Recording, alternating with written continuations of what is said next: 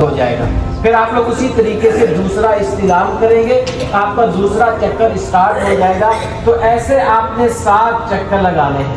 حاجی صاحب جب آپ کا 7واں چکر ہوگا، آپ لوگ حجر اسود اور گرین لائٹ کے برابر پہنچ کر جو استلام کریں گے وہ آپ کا 8واں استلام ہوگا۔ 7 چکر 8 استلام کے ساتھ آپ کے کعبہ کے 7 چکر مکمل ہوئے۔ ابھی طواف مکمل نہیں ہوا، کیوں؟ طواف مکمل اس وقت ہوگا جب ہم لوگ وَاتَّخِذُوا مِن مَقَامِ إِبْرَاهِيمَ مُصَلًّى، کہ جب مقام ابراہیم پہ 2 رکعت نماز واجب الطواف پڑھیں گے۔ یہ نماز نفل ہے، پڑھنا واجب ہے، ضروری ہے۔ جب تک یہ 2 رکعت نماز نہیں پڑھیں گے ہمارا طواف مکمل نہیں ہوگا۔ یہ 2 رکعت نماز پڑھنے کے بعد آپ لوگ دعا کریں گے۔ دعا کرنے کے بعد آپ کے عمرے کے دونوں فرض پورے ہو گئے الحمدللہ۔ اس کے بعد آپ لوگ صحیح کے لیے صفا پہاڑ کی طرف جائیں گے۔ صحیح اور طواف کے درمیان کے اندر ایک اور سنت عمل ہے، ایک اور عمل کرنا ہے آپ نے، وہ ہے زمزم کا پانی پینا۔ حدیث پاک کے اندر آیا ہے، اللہ کے نبی کا فرمان ہے کہ جب بندہ زمزم پیتے وقت جو بھی نیت کرے گا اللہ اس کی نیت کو پورا فرمائیں گے۔ تو آپ کا نام حضرت عبداللہ بن عباس رضی اللہ تعالیٰ عنہ تھا، وہ ایک دعا روایت کرتے ہیں۔ اس دعا کے اندر ہم لوگ 3 چیزیں اللہ سے مانگ رہے ہیں۔ اللہم انی اسألک علما نافعا، اے اللہ مجھے نفع والا علم عطا فرما۔ دوسری چیز ورزقا واسعا، اے اللہ مجھے وسیع رزق عطا فرما۔ اور تیسری چیز وشفاء من کل داء، اے اللہ مجھے تمام بیماریوں سے شفا نصیب فرما۔ یہ دعا پڑھ کے زمزم کا گلاس ہاتھ میں لینا ہے، چہرہ آپ کا کعبے کی طرف ہو اور کھڑے ہو کے 3 سانس کے اندر زمزم پینا، یہ سنت عمل ہے۔ زمزم پینے کے بعد حاجی صاحب آپ لوگ صحیح کے لیے صفا پہاڑ کے قریب پہنچیں گے۔ وہاں پہنچ کے سب سے پہلے آپ نے کعبے کا استلام کرنا ہے۔ پہلے کتنے استلام کیے تھے طواف کرتے وقت؟ 8 استلام۔ وہاں پہنچ 8 7 چکر 8 استلام۔ وہاں پہنچ کے آپ لوگ کعبے کا نامہ استلام کریں گے۔ نامہ استلام کرنے کے بعد حاجی صاحب آپ لوگ صحیح کی نیت کریں گے۔ آپ کے عمرے کے 2 ہی واجب ہیں۔ پہلا واجب ہے صفا پہاڑ سے مروہ پہاڑ کے درمیان کے اندر صحیح کے 7 چکر لگانا۔ یہ عمرے کا نیت کر رہا ہوں، اے اللہ میرے لیے آسان فرما اور قبول فرما۔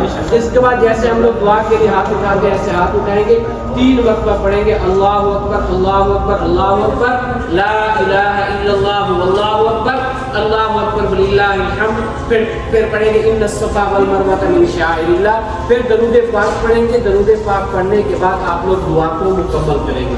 دعا کرنے کے بعد حضرت صاحب آپ لوگ صفا پہاڑ سے مروہ پہاڑ کی طرف صحیح شروع کریں گے۔ صحیح کے اندر چوتھا کلمہ پڑھنا ہوتا ہے، لا الہ الا اللہ وحدہ لا شریک لہ لہ الملک ولہ الحمد یحیی و یمیت وہو حی لا یموت بیدہ الخیر وہو علی کل شیء قدیر۔ چوتھا کلمہ پڑھتے ہوئے آپ لوگ صحیح سٹارٹ کریں گے۔ درمیان کے اندر گرین لائٹ سبز لائٹ لگی ہوئی آپ لوگوں کو نظر آئے گی، تو وہاں پہ مرد حضرات ذرا تیز چلیں گے، ذرا دوڑیں گے۔ جہاں پہ گرین لائٹ ختم ہو جائے گی تیز چلنا چھوڑ دیں گے۔ عام حالت میں چلتے ہوئے جب آپ لوگ مروہ پہاڑ کے قریب پہنچیں گے آپ کا 1 چکر مکمل ہو جائے گا۔ پھر اسی طریقے سے آپ لوگ مروہ سے واپس صفا پہ آئیں گے، 2 چکر۔ پھر آپ لوگ صفا سے مروہ پہ پہنچیں گے، 3 چکر لگانے ہیں۔ آپ کے صحیح کا جو 7واں چکر ہوگا وہ مروہ پہ مکمل ہوگا۔ اس کے گننے کا آسان طریقہ، مروہ پہ آپ کا 1 چکر ہوگا، مروہ پہ 3، مروہ پہ 5 اور مروہ پہ آپ کے 7 چکر مکمل ہوں گے۔ جیسے ہی صحیح کے آپ کے 7 چکر مکمل ہو جائیں گے آپ کے عمرے کا جو پہلا واجب ہے وہ الحمدللہ مکمل ہو جائے گا، کیونکہ صحیح کے 7 چکروں کے بعد وہاں پہ کوئی نماز پڑھنا فرض واجب نہیں ہے۔ ہاں تھوڑی دیر کے لیے وہاں پہ بیٹھنا چاہتے ہیں، ٹائم ہے، تو اس ذات کا شکریہ ادا کرنے کے لیے کہ جس کی توفیق سے آج ہمارا عمرہ الحمدللہ مکمل ہو رہا ہے۔ جب تک ایسا اللہ کی توفیق نہ ہو ہم لوگ کچھ بھی نہیں کر سکتے۔ تو وہاں پہ 2 رکعت نماز نفل شکرانے کے پڑھ سکتے ہیں۔ اگر یہ 2 رکعت نماز کسی وجہ سے نہ بھی پڑھیں تو عمرے کے اندر کوئی دقت نہیں ہے۔ اس کے بعد جو آپ کے عمرے کا دوسرا واجب ہے وہ ہے سر کے بال مڑوانا، بال کٹوانا۔ مرد حضرات کے لیے افضل یہ ہے کہ اس طرح سے بلیڈ سے بالکل بالوں کو صاف کروائیں، ٹرمنگ کروائیں۔ حدیث پاک کا مفہوم ہے کہ جو بندہ سے چھوٹے بال ہو وہ کینچی سے نہیں کٹوا سکتا، اس کے لیے اس طرح بلیڈ ضروری ہے۔ جس کے ایک پورے سے بڑے ہیں وہ اگر کینچی سے کٹوانا چاہے گا تو وہ کٹوا سکتا ہے۔ یہ تھا مردوں کے بال کاٹنے کا مسئلہ۔ اب لیڈیز نے بال کیسے کاٹنے ہیں؟ لیڈیز اپنے پورے بالوں کو یہاں سر پہ اکٹھا کر کے پکڑ کے آخر تک لے کے آئیں گی، جس کو ہم لوگ چوٹی بولتے ہیں۔ چوٹی سے ایک انگلی کا ایک پورا ہے، اتنے بال کاٹے، اس انگلی کے گول ٹمکا لگا کے اتنے بال کاٹنے ہیں۔ یہ تھا لیڈیز کے بال کاٹنے کا مسئلہ۔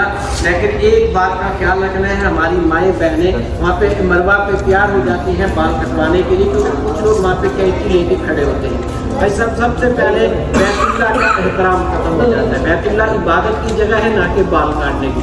اور دوسری بات، جب ہماری مائیں بہنیں بیٹیاں بال کٹوانے کے لیے سقاف یا دوپٹے کے نیچے سے بالوں کو باہر نکالیں گے، وہاں پہ لوگوں کی بھیڑ ہوتی ہے، غیر محرم کے سامنے لیڈیز کا بال دکھانا یہ شرعاً جائز نہیں ہے۔ تو اس کا بہترین طریقہ یہ ہے کہ آپ لوگ عمرہ کر کے واپس روم پہ آئیں، ساتھ میں جو محرم آئے ہیں انہیں کے یعنی سلون سے دکان سے جب بال کٹوا کے روم پہ آئیں گے وہ اپنے محرم لیڈیز کے بال کاٹ سکتے ہیں۔ ہاں اگر کوئی ایسی لیڈیز آئی ہے، ایسی مشہورات آئی ہے کہ جس کے ساتھ میں کوئی محرم نہیں ہے تو وہ کسی غیر محرم سے بال نہیں کٹوائے گی، دوسری لیڈیز سے بال کٹوائے گی متعلق۔ اس کے بعد انشاءاللہ آپ لوگ عمرے کے لیے روانہ ہوں گے۔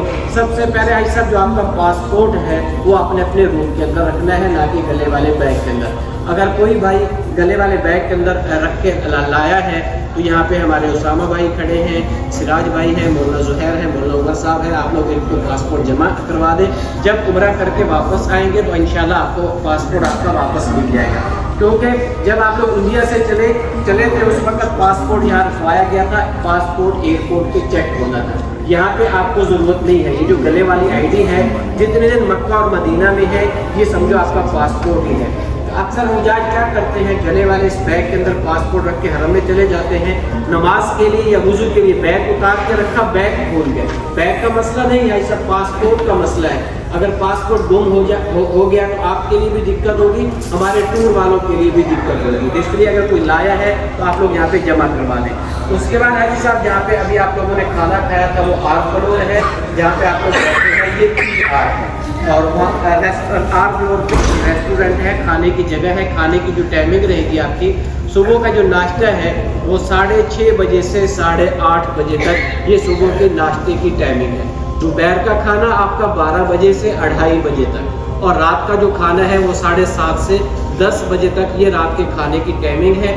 آپ لوگ اس کھانے کی ٹائمنگ کا خیال رکھیں گے، پابندی رکھیں گے، کیونکہ یہ جو ٹائمنگ دی جاتی ہے ہوٹل والوں کی طرف سے اور یہاں کی جو گورنمنٹ کی بلدیہ ہے ان کی طرف سے ٹائم دیا جاتا ہے۔ اگر اوور ہو تو پھر جرمانہ ہوتا ہے، اس لیے آپ لوگ ٹائم کی پابندی کا۔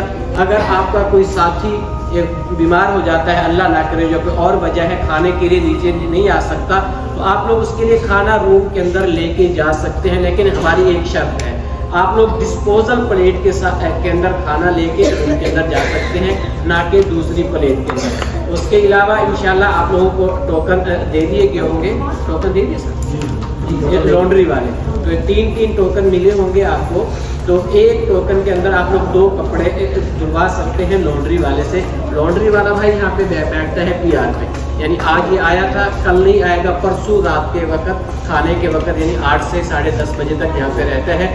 جس دن آپ نے کپڑے دینے ہو، کھانا کھانے کے لیے آئے، آپ لوگ کپڑے یہاں پہ دے دیجئے، ایک دن چھوڑ کے دوسرے دن آپ کے کپڑے انشاءاللہ آپ کو ریڈی ملیں گے، تیار ملیں گے۔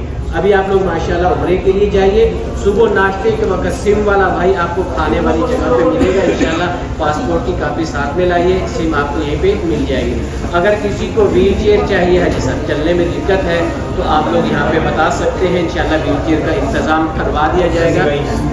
رضی بھائی یہاں پہ موجود ہے، انشاءاللہ 100 ریال لے کے وہ آپ کو یہاں ہوٹل سے لے کے جائیں گے، پورا عمرہ کروا کے واپس آپ کو ہوٹل پہ ہی چھوڑیں گے۔